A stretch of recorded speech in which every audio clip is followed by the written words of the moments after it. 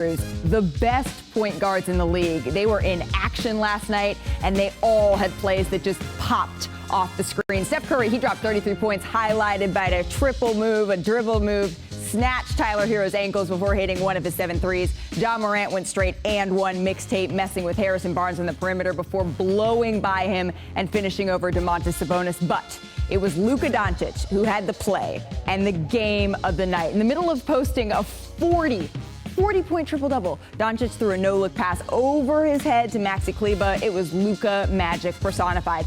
We're going to get to all of that in just a minute and so much more with Tim Legler, Chiney Ogwumike, Kendrick Perkins, and Zach Lowe will be joining us, as well as Tyrese Halliburton. Happy Friday, everybody. Happy Friday. We need to start, though, with Russell Westbrook, the absolute latest on him, because our senior NBA insider, Adrian Wojnarowski, is reporting that he may be coming off the bench tonight. There is a chance, obviously, that he's reporting with Russell Westbrook that if Anthony Davis is able to play, right now he's going to be a game-time decision, that could change. Tim Legler, what do you make of this? This is absolutely the role best suited for Russell Westbrook. There's no question about it. I actually felt this way the day that I heard they acquired Westbrook before last season, because he just doesn't have a fit with LeBron. It's just not his style of game to be off the basketball. So now he can get more minutes with the second unit. It's more like his team when he's out there. Give him the ball and let him go, and he can feel true to himself as a player. And you're also staggering the minutes in a better fashion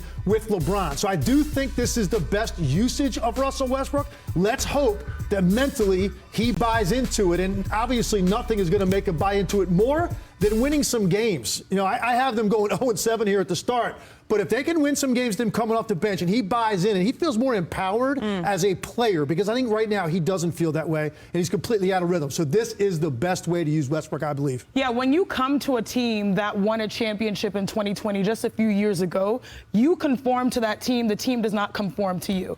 And I think that's an example of what Russell Westbrook is going through. They're not going to conform to his, triple-double or the mindset that, I increase the pace, which is great. They need to find ways to win based on their weaknesses, and that is shooting the ball. Right now, the Lakers from 3 are shooting 22.3%, the worst over any 4-game span by any team within NBA history. When you see that glaring weakness, you are not bigger than the team in your championship or even take away championship contender pursuit. LeBron James and Anthony Davis have averaged about 50 points per game.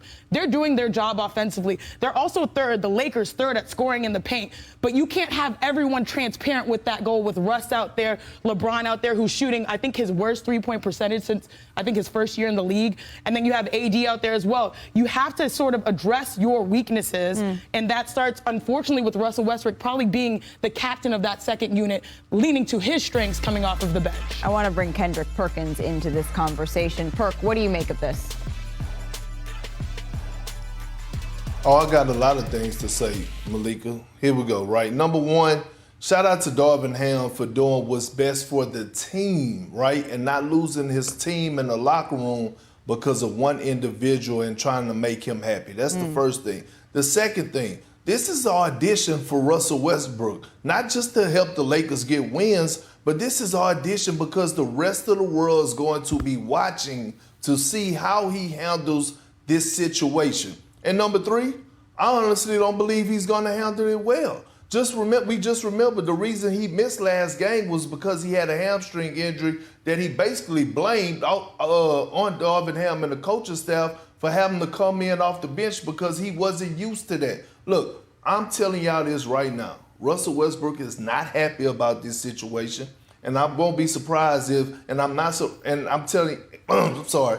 And this is just the first step of the ending of Russell Westbrook and the Los Angeles Lakers, far as them growing apart and them finding a trade or possibly sending them home. Because if he gets to the point where he gives any type of negative energy, they're not going to deal with him no more. So he's going to have to put his pride aside and embrace this role. Remember, the world is watching him. The NBA world is watching him at the moment. All GMs across the league are watching to see how Russell Westbrook reacts.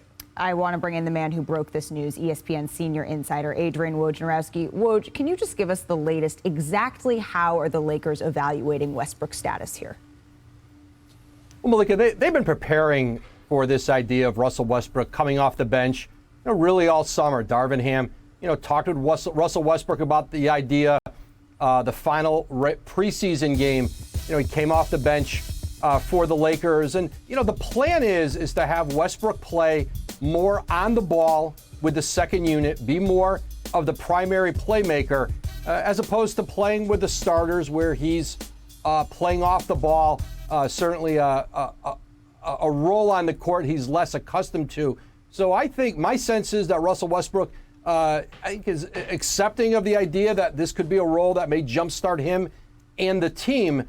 And I'm told that not only is that the plan tonight against Minnesota, but for the foreseeable future with the Lakers. The one caveat I'm told is because Anthony Davis is a game time decision with that sore back, if he were to not play tonight, Westbrook could end up in the starting lineup. But if Anthony Davis plays, the plan is for Westbrook to come off the bench tonight and then moving forward for this Laker team and, again, become more of the primary ball handler with that second group. Thanks, Woj. That's very interesting. Please do not go anywhere. We're coming right back to you in just a moment. I do want to bring Zach Lowe into this discussion, though, because, Zach, this is something that you have been calling for a while, but there's this sort of balance that the Lakers have here where bringing in Russell Westbrook off the bench, it's not necessarily going to solve every problem that they have.